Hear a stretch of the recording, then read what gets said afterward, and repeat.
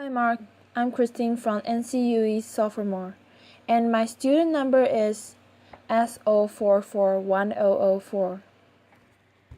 And the speech I'm going to give is by Megan Washington. The title is Why I Live in Mortal Dread of Public Speaking. I don't know when I agreed to do this whether I was expected to talk or to sing, but when I was told that the topic was language, I felt that I had to speak about something for a moment. I have a problem. It's not the worst thing in the world. I'm fine. I'm not on fire. I know that other people in the world have far worse things to deal with. But for me, language and music are inextricably linked through this one thing. And the thing is that I have a stutter. It may seem curious given that I spend a lot of my life on stage. One would assume that I'm comfortable in the public sphere and comfortable here, speaking to you guys. But the truth is that I've spent my life, up until this point, and including this point, living in mortal dread of public speaking. Public sing, whole different thing.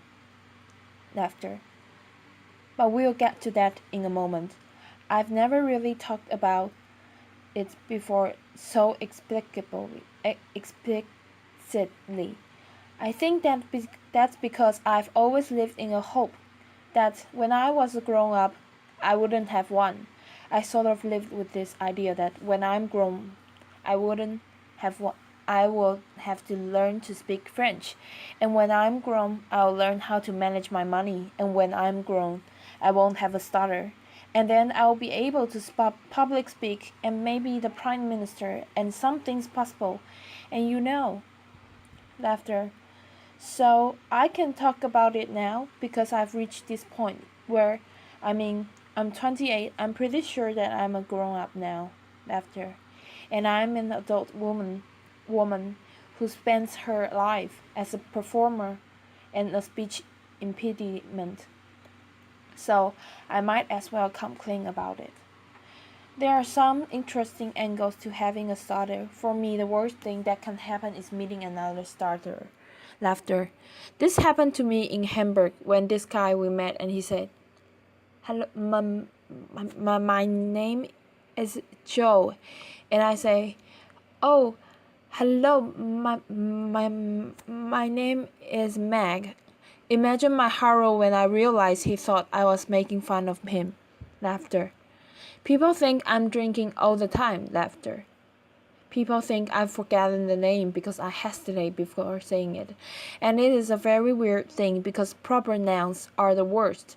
If I'm going to use the word Wednesday in a sentence and I'm coming up to the word and I can feel that I'm going to stutter or something, I can change the word to tomorrow or the day after Tuesday or something else.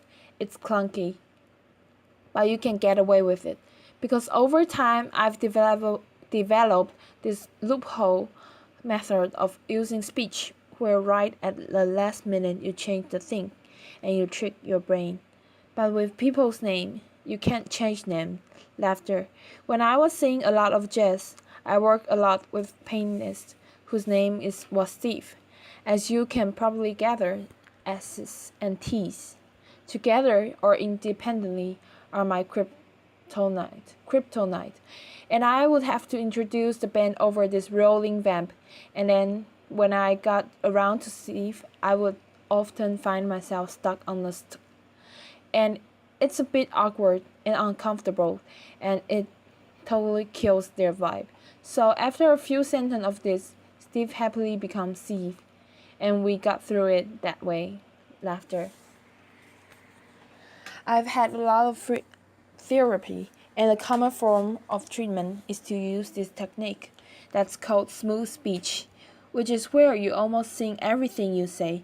You kind of join everything together in this very sing-song, kindergarten teacher way, and it makes you sound very serene, like you have lots of volume, and everything is calm.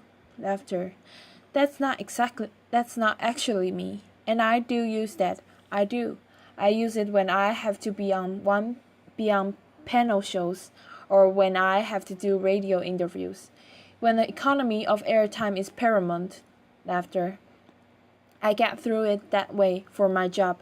But as an artist who feels that their work is based solely on a platform or honesty and being real, that feels often like cheating. Which is why before I sing, I wanted to tell you what singing means to me. It's more than making nice sounds, and it's more than making nice songs. It's more than feeling known or understood. It's more than making you feel the things that I feel. It's not about mythology or mythologizing myself to you. Somehow, through some miraculous synaptic function of the human brain, it's impossible to stutter when you sing. And when I was younger, this was a method of a treatment that worked very well for me, singing. So I did it a lot, and that's why I'm here today. Applause. Thank you. Singing for me is sweet relief. It is the only time when I feel fluent. It's the only time when what comes out of my mouth is comprehensively exactly what I intended. Laughter. So I know that this is a TED talk, but now I'm going to TED sing. This is a song that I wrote last year. Thank you very much. Thank you. Applause. Piano. I will be a beauty, but my nose is slightly too big for my face. And I will be a dreamer, but my dream is slightly too big for this place. And I will be an angel, but my hollow, it pales in the glow of your grace. And I will be a joker, but that card looks silly when you play your ass. I would like to know, are there stars in hell? And I would like to know if you can tell, that you make me lose everything I know, that I cannot choose to or not let go. And I'll stay forever, but my home is slightly too far from this place. And I swear I tried to slow it down when I'm walking at your place. But all I could think, idling through the cities, do I look pretty in the rain?